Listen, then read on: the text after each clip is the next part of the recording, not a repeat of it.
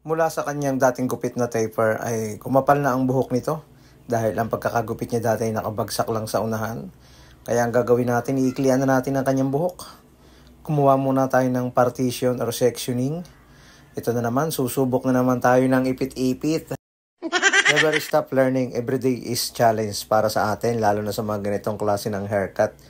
Importante na bago tayo mag-sectioning ay basain natin yung buhok para hindi tayo mahirap mag-partition ito.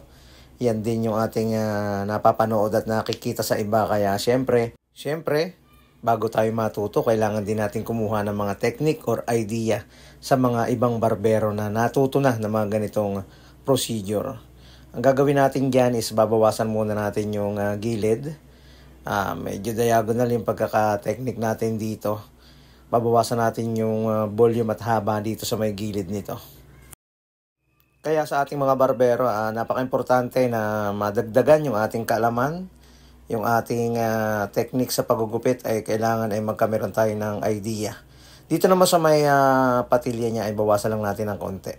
Kunin lang muna natin yung haba para makita natin yung flow ng kanyang buhok. Yan lang yung purpose niyan bago tayo nipis sa patilya nito. Dito naman sa likod, naka 45 degrees ang pagbawa. Siyempre mas mahaba sa may gawing taas. Ayun, ganitong pamamaraan lang muna yung kaya natin, kaya ito lang muna yung may papakita natin. Sa mga susunod na mga video siguro ay pag marunong na rin tayo ng mga iba't ibang klaseng pamamaraan ay maipapakita na rin natin. Sa mga beginner barbers, never stop learning, lahat ng mga procedure, lahat ng technique ay pag-aralan natin para mabusog tayo at madagdagan tayo sa mga malalaman natin. Dahil ang isang skills or ang matututunan natin ay dala-dala na natin kahit saan tayo magpunta. Sabi nga ay hindi mananakaw yung mga ating matututunan lalo na dito sa ating paggugupit.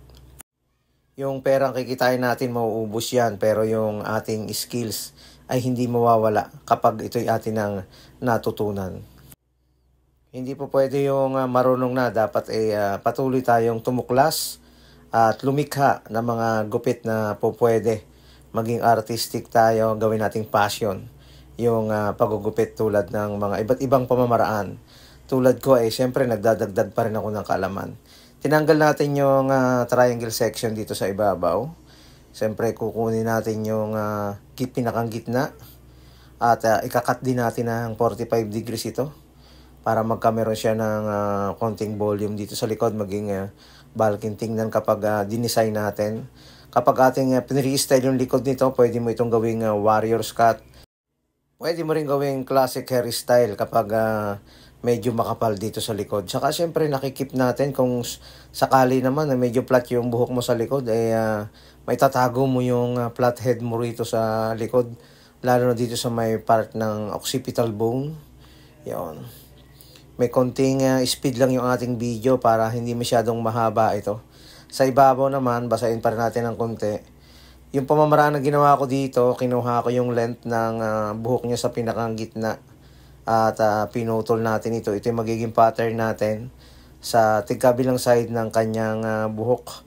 Depende kasi yan sa magiging hairstyle kung paano yung magiging technique ng pagbawas mo dito. Kinuha natin yung length sa pinakangunahan at ginawa natin yan, binertical na natin. Ang pinakang pattern natin, yung putol natin sa pinakang gitna nito, yun ang ating susundan ng length ng kanyang buhok.